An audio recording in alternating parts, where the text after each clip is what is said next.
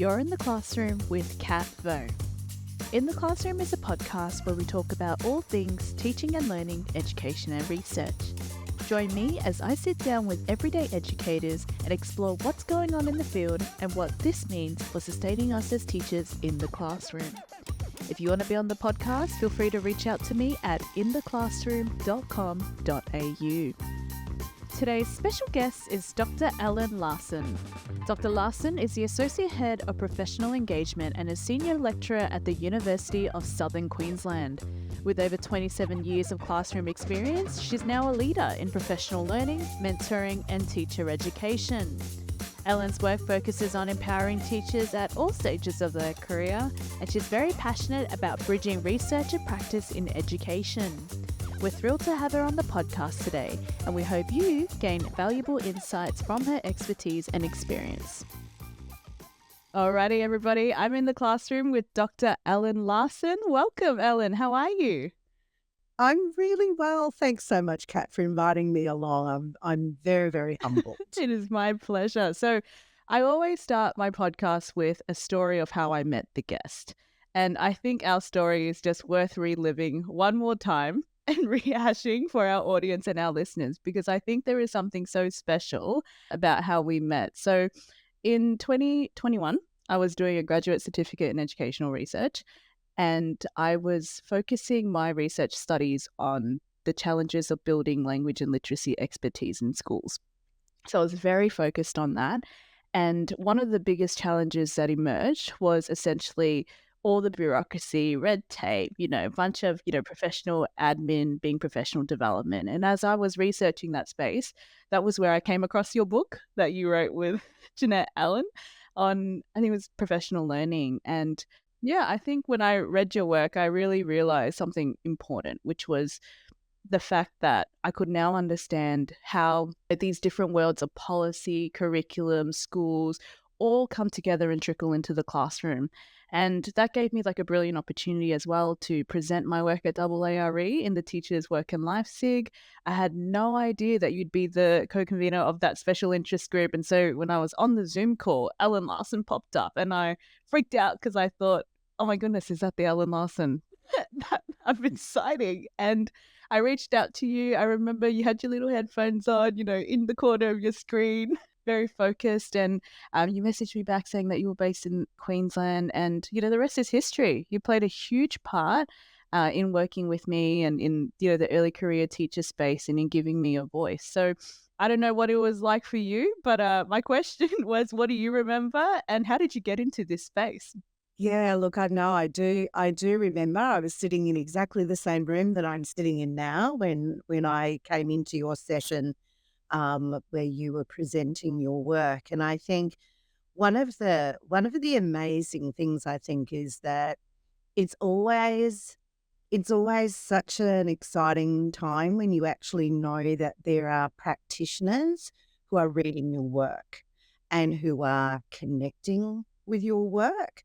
And so following your presentation, we connected and we had a bit of a chat.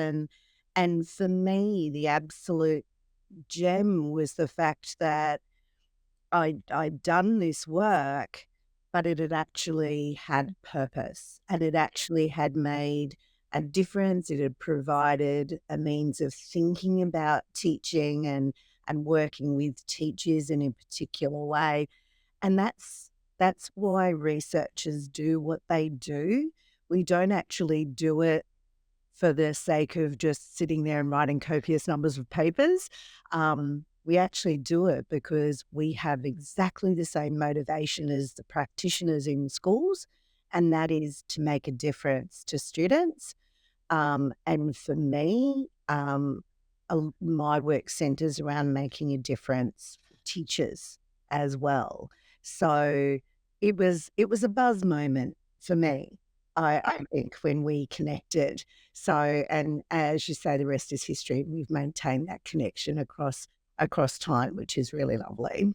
Yeah. So how did you get into this space? I mean, I know your work is a lot around, you have all these different buckets and interests that you're involved in. Can you unpack that for me of, what are you researching and how did you get into this space that you're in now? Yeah. So in terms of how I got into it, I think it's interesting to explore that because I think sometimes when we're teachers in the classroom, we sometimes don't always know or think about what the backgrounds of the researchers are that are sort of working in that space as well. So I went into teaching a long time ago. I won't reveal quite how long because then my age would really show. Um, but I went into teaching. I was a classroom teacher for about, I think, 27 years in total. During that time, I had leadership roles in terms of curriculum and teaching and learning kind of leadership roles. And then at about 27 years in the classroom, I went, you know what? I actually really love working with teachers and having a focus on capacity building and mentoring and support. I had an opportunity to move into a state level education role, which I did for about 6 years, and had the absolute blessing of working with schools all round Queensland, including yours, Kat, which was just, absolutely gorgeous. Um, and during that time, I did my master's, and my master's was actually in literacy. Um, and I did a dissertation in literacy coaching. I decided to go straight into a PhD and moved into that and kept that idea of professional learning as the theme under my work, but developed a real interest in early career teachers. And so my thesis was very much around the professional learning of early career teachers. During that time, I was very fortunate to secure a job at the University of Southern Queensland. And so have ended up there since 2016 and have the absolute joy of working with pre-service teachers in that role, as well as maintaining my work with in-service teachers through my research as well. So that's kind of how I got to where I am now. That's amazing. What a history. What a journey to see you have so much experience and a wealth of knowledge in the classroom as well, but then to carry that with you into your different roles that you've had over the course of the few years, and then to develop those interests. That's fascinating, Ellen. But I think that's the joy, I think, of education as a career is that we can have longevity in the classroom, but there's also other pathways for us to take that are still underpinned by this idea of making a difference in education. And I think that's one of the absolute joys that come from commencing a profession, like commencing a career in education. Mm.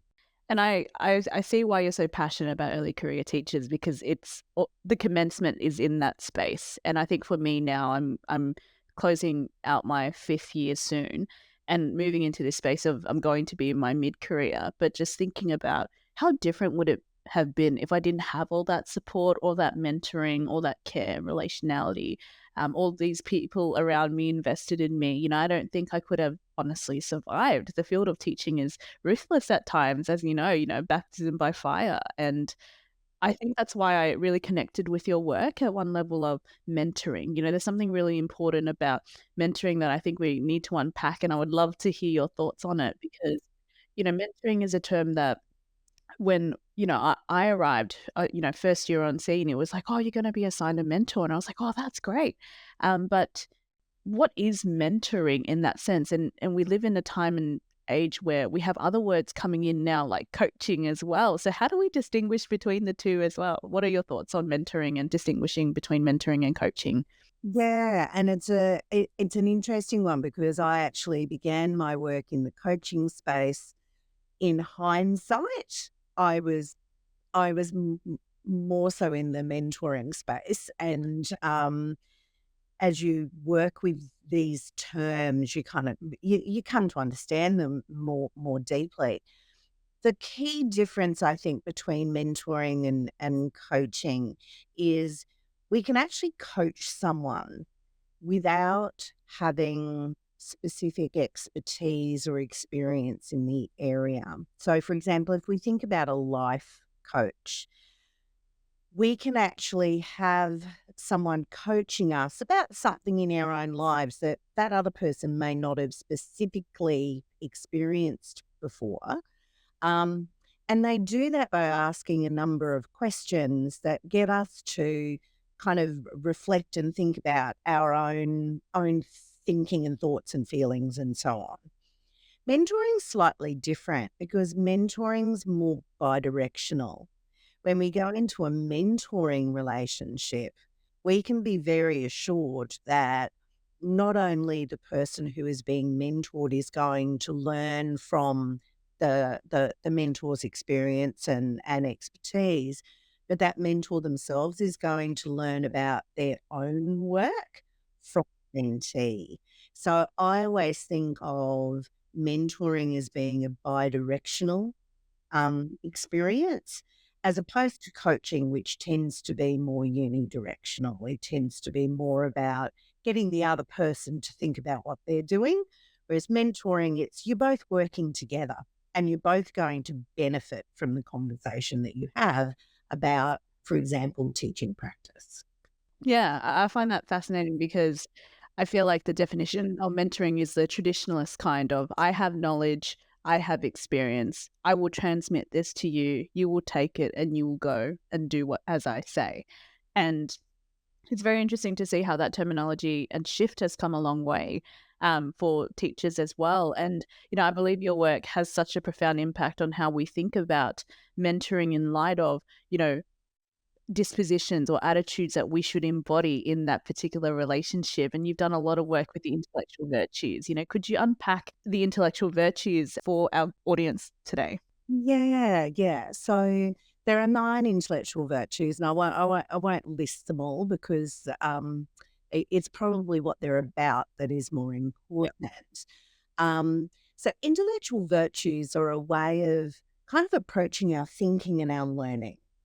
So if we're going to have a mentoring experience or we're going to have a mentoring conversation that's going to be really powerful, that we're going to come away from that conversation with a real feeling that the way that we think or imagine our practice has changed in some kind of way. And when we think about that, it doesn't have to be, the earth has shaken and the world has changed completely, but even a nuanced change in thinking. It takes a certain kind of set of dispositions to get to that. If we go into a mentoring conversation and we go in there already in our minds going, I already know that nothing anyone says, none of it's going to work, or I know I'm not going to like your ideas, or I already have the ideas, you just have to tell me how to make it work. If we go in with those kind of very sort of static ways of thinking about our learning, what we get out of mentoring becomes quite minimal. If we can go into a mentoring conversation, if I was an early career teacher, if I go into a mentoring conversation with dispositions of, I'm ready to be really open minded, even if when I first hear this idea, I go, oh, no, I don't think that's going to work, or I can't possibly do that. I'm going to go in with an open minded kind of disposition. I'm going to go in, though, having already thought through some ideas of my own. So I'm going to show that intellectual autonomy. I'm going to show intellectual courage by actually sharing what those ideas are, because by doing that, my mentor can actually give me some feedback or maybe some tips on how I might kind of, just shift that a little bit to make it even more powerful. If I go in with the idea of being intellectually tenacious and willing to just keep working at the problem and not throw my hands up and go, oh, this is just way too hard. I'm never going to do group work in the whole of my teaching career. If we go in with these really strong dispositions, we come out with much more powerful learning. But even more so, you remember that I said that mentoring was a bi-directional experience.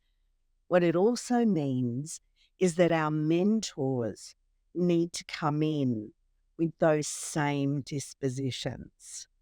So together we have these courageous, open-minded, tenacious learning experiences, these conversations, that when both mentors and early career teachers walk away from that, they can both go, I've learned. I've learned, and the way that I think about myself as a teacher and my practice as a teacher has shifted. Hmm. That's powerful. That's powerful because I when I was first exposed to your work, I think it taught me a lot about myself, like even just the intellectual virtue of how I see a lot of initiatives at school or in education. And I would always question things and I'd always be like, why am I questioning this to the point of, I'm questioning it constantly. And then I realized that, oh, I really do value the intellectual virtue of intellectual thoroughness. Like it has to be thorough, decisions have to be thought through. And when I realized that, it made me think, oh, so what does that mean then for me in terms of how I perceive different things that get introduced into the field? Do I need more humility or do I need more courageousness to, experiment and just see where it goes and that open mindedness as well? Because I think in education, you get thrown a lot of things. Teachers we're told to do one thing, the next day we're told to do another thing. And sometimes it doesn't sit well with us and we don't know why. And for me, I'm always questioning that why. But to have a set of tools essentially to unpack from a different point of view and to actually open myself up to, okay, well, I can't change the fact that I've been asked to do something, but I can change how I think about it. I think that's also empowering within itself. Absolutely. That is so absolutely true, Kat, because we are as teachers and honestly, as academics and researchers, exactly the same thing happens. There are have tos, there are non negotiables that are part of our world. That is part of our profession. And whether we think that's a good thing, bad thing, whatever, that those things exist. But what having these dispositions for thinking enable us to do is to look at these things that are introduced to us, even if they're non-negotiables, and go, what can I see within that with an open-minded disposition are valuable? What can I see within that using my intellectual autonomy that I may need to think about in terms of how I'm going to contextualize that for my kids in my classroom this year? It may be that I'm going to bring my intellectual curiosity to the table and I'm going to go, you know what? Yes, I understand that's what we're going to do, but I actually have some questions that I need clarified just so that I do a really great job of it. And it's okay to bring that intellectual humility along as well. And we've all done it. We get told, so, you need to be doing this and this and this. We don't fully understand what it is that we need to do. And we kind of muddle along. Whereas, if we bring our intellectual humility to the table, we can go, you know what, this sounds kind of interesting, but there's a couple of bits in it I don't quite understand how to do. So can we kind of thrash that out a little bit more? When we bring these dispositions to our learning, whether it be in a mentoring conversation or in that kind of situation, we can ensure that we have a deeper understanding of what it is we need to do. We can see what it is that we've been asked to do from perhaps a light where we can see value, as well as still being critical thinkers and understanding that all research, all programs, all, any of these wrapped up in a bow kinds of things, um, they all need to be contextualized. And that's where the absolute professional value of teachers comes in, because they know how to do that. For me, like, I'm thinking about this for my students because how often do they come into the classroom and they're being told, do this, do this, do this, the curriculum said so. And in terms of the curriculum being a non-negotiable, how do we as teachers model those intellectual virtues to get our students to be curious, ask questions, to have that tenacity, to keep persisting in a time in which, it's incredibly volatile. We have the emergence of, AI and digital technologies that are just going at a rapid pace. And that is all impacting, students' consciousness as well. So, what are I'm not sure if, this is a completely random question to you, but, when you train your teachers in this work and in this space, what are some ways in which they're thinking about the intellectual virtues for their classroom? Yeah, and look, it's a really, really interesting question that you ask, because one of the things that I've been doing with a group of colleagues at the University of Southern Queensland over the last 3 years now is actually embedding the intellectual virtues into our coursework. So we're actually specifically teaching our pre-service teachers about what intellectual virtues are, what value they have for them as professional learners. We actually have developed a suite of specific teaching strategies that we actually use within our coursework, within our tutorials and so on, to actually demonstrate how to develop them. And it's so interesting. I have a wonderful couple of colleagues that work in the first year space of our pre-service teacher programs, and in their work, they're now starting to see how the pre-service teachers are talking about, you know what, this is what we need to do with the students in our classrooms. But that comes back to as well this idea of needing to ensure that in our classrooms we are engaging in a suite of pedagogical approaches as well, because one particular approach to teaching will not necessarily develop the suite of intellectual virtues that our students need as they go out into a world that I can't even imagine what it's going to look like by the time they graduate. Yeah, I mean, even just from our conversation now, I'm starting to rethink how am I modeling the intellectual virtues to my students and explicitly naming what it takes to overcome a particular assessment or a hurdle. Like, for example, tenacity, I think, was one of them. And, for me, a lot of my students, they just give up. Like, you give them a task and they find it too hard, or it's a struggle to persist through the discomfort of actually going at something so many times and feeling like, you've made errors constantly. But for example, in my legal studies class, I give my students, I teach them how to write an affidavit. So a piece of evidence that is factual. But there are a whole bunch of rules as to how to write an affidavit, and students get really hung up on that and they get really stuck on that. So then I would give them one that's riddled full of errors. And I think that would have been a great opportunity to model to students, hey, put on the intellectual virtue of intellectual thoroughness and criticality and see if you can go through it and check for errors, and to build those virtues within activities and point those virtues out. I think that's very valuable for teaching our students, how can you think differently when you just hold a different attitude and a different disposition. So yeah, thanks for your thoughts on that. Yeah, you're welcome, and I think that they're not, intellectual virtues. I obviously, used them as a way of framing mentoring conversations, but they're not unique to mentoring conversations. That they're not contextually sort of bound to that. We can think about those dispositions, to be honest with you, in our everyday lives, relationships, conversations. Yeah, but I want to pick up on that just a little bit more in terms of the mentoring aspect. So, for a lot of early career teachers, the mentoring experiences vary across different schools, across different support mechanisms.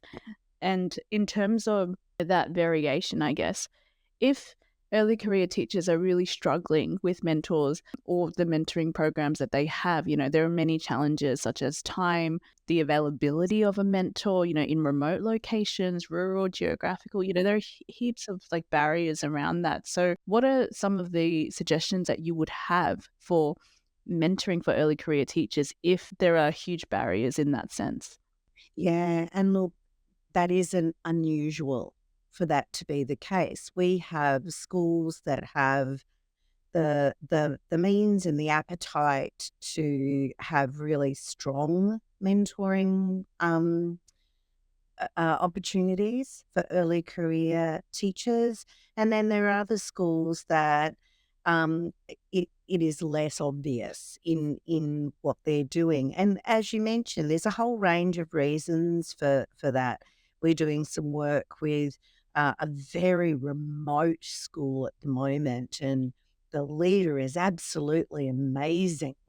Um, but there are challenges to mentoring, for want of a better way of framing it, getting off the ground, you know? So my suggestion is for early career teachers, sometimes what they can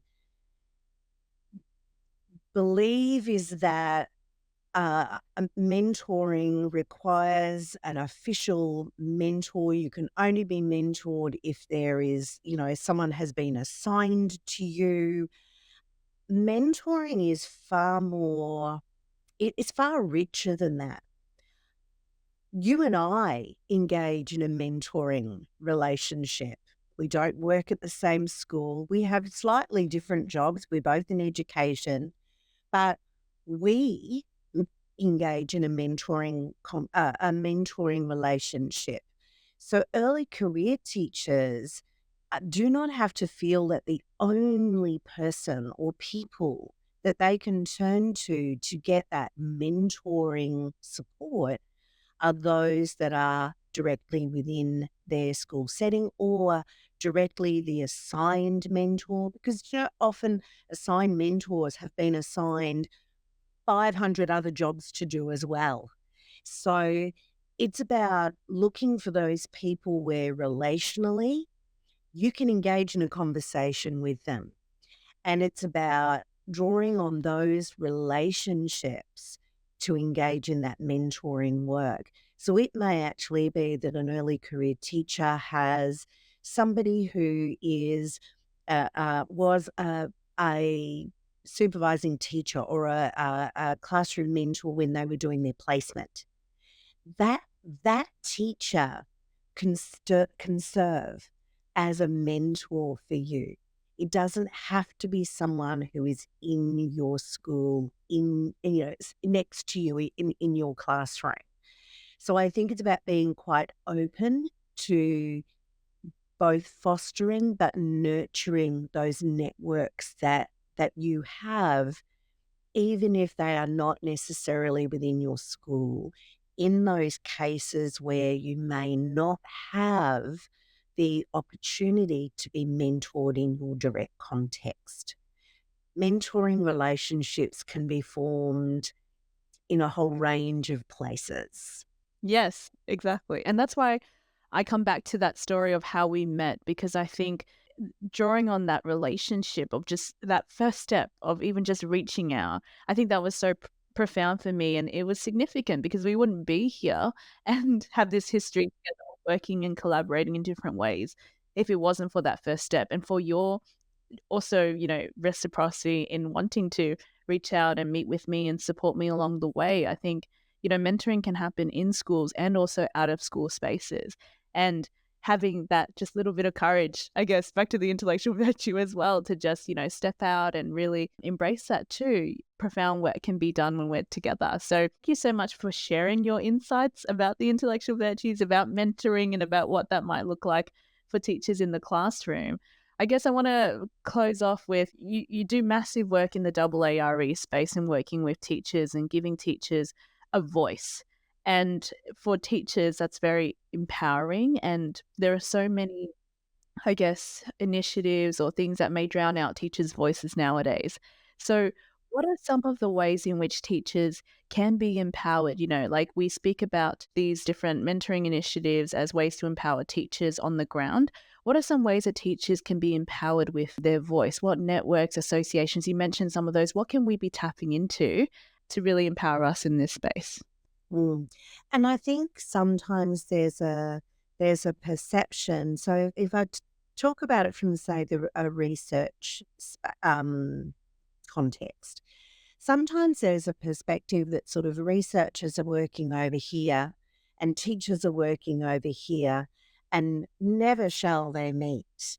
Um, in fact, it's really interesting because researchers are are absolutely so motivated and eager to work in partnership with practitioners on the ground.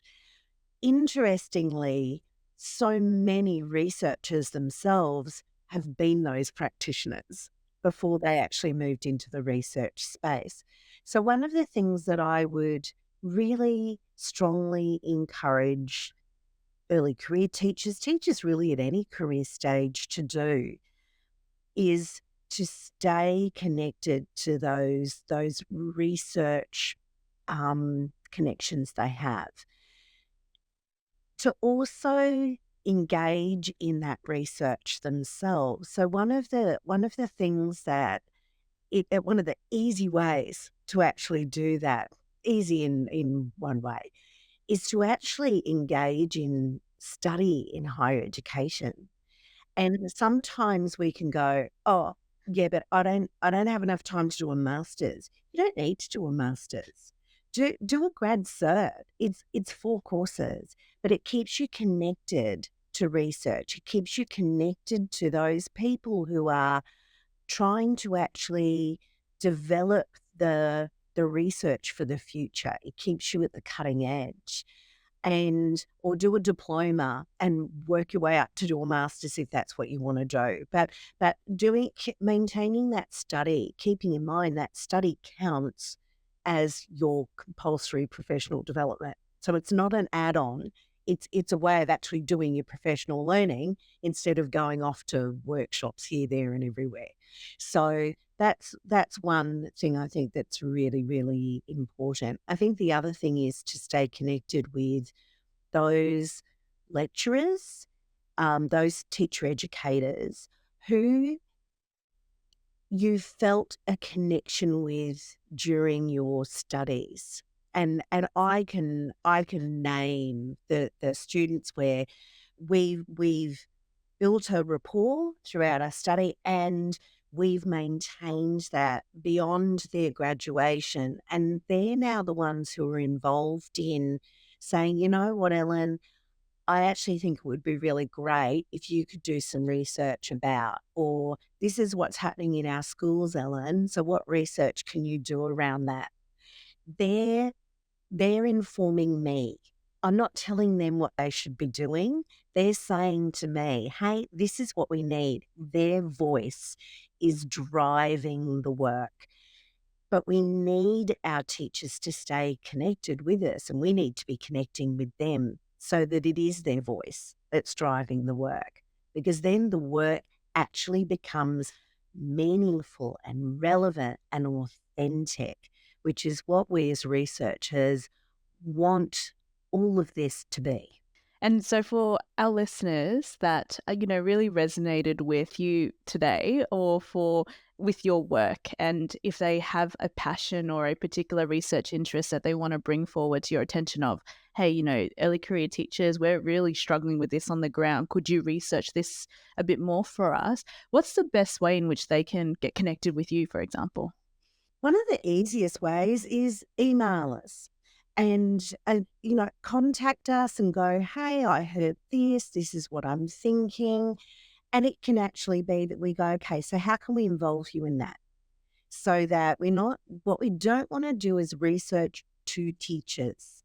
We actually want to do our work with teachers. That's when all of this becomes really powerful stuff.